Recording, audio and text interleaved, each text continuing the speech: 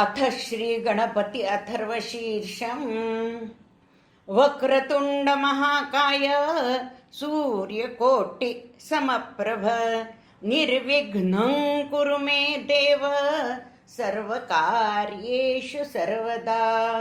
ओम सहनाववतु सहनौ भुनक्तु सह वीर्यं करवावहै तेजस्विनावधीतमस्तु मा विद्विषावहै। ओम शांति शांति शांति।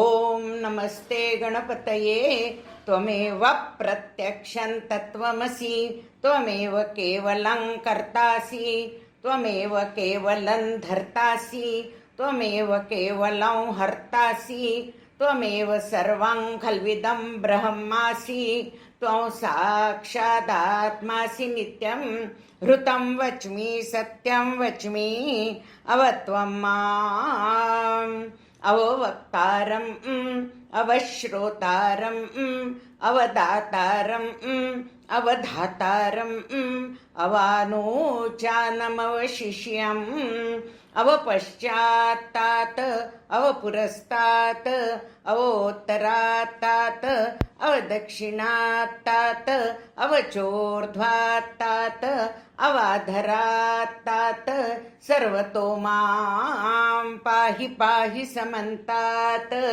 त्वं वाङ्मयस्त्वं चिन्मयः त्वमानन्दमयस्त्वं ब्रह्ममयः त्वं सच्चिदानन्दाद्वितीयोऽसि त्वं प्रत्यक्षं ब्रह्मासि त्वं ज्ञानमयो विज्ञानमयोऽसि सर्वं जगदिदं त्वत्तो जायते सर्वं जगदिदं त्वत्तस्तिष्ठति सर्वं जगदिदं त्वयि लयमेष्यति सर्वं जगदिदं त्वयि प्रत्येति।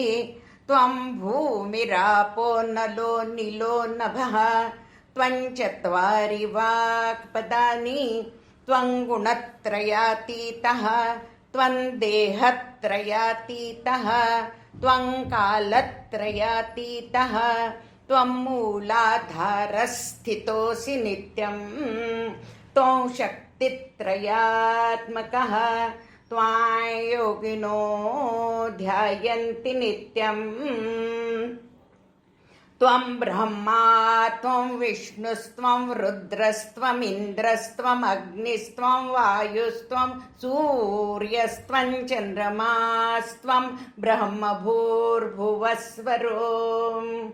गणादिं पूर्वमुच्चार्य वर्णादिं तदनन्तरम् अनुस्वारः परतरः अर्धेन्दुलसितं तारेण रुद्धम् एतत्तव मनुस्वरूपं गकारः पूर्वरूपम् अकारो मध्यमरूपम् अनुस्वारश्चान्त्यरूपं बिन्दुरुत्तररूपं नादः सन्धानं संहिता सन्धिः सैषा गणेशविद्या गणकऋषिः निच्छ्रुत गायत्री छन्दः गणपतिर्देवता। ॐ गं गणपतये नमः। एकदन्ताय विद्महे वक्रतुण्डाय धीमहि तन्नो दन्तिः प्रचोदयात्।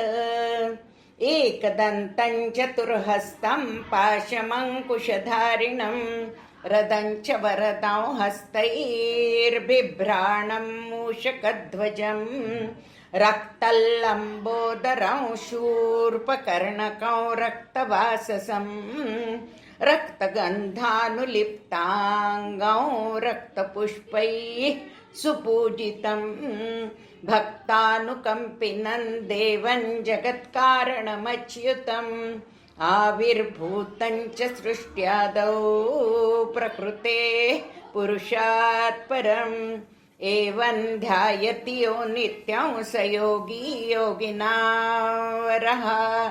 नमो व्रातपतये नमो गणपतये नमः प्रमथपतये नमस्ते स्तुलम्बोदरायैकदन्ताय विघ्ननाशिने शिवसुताय श्रीवरदमूर्तये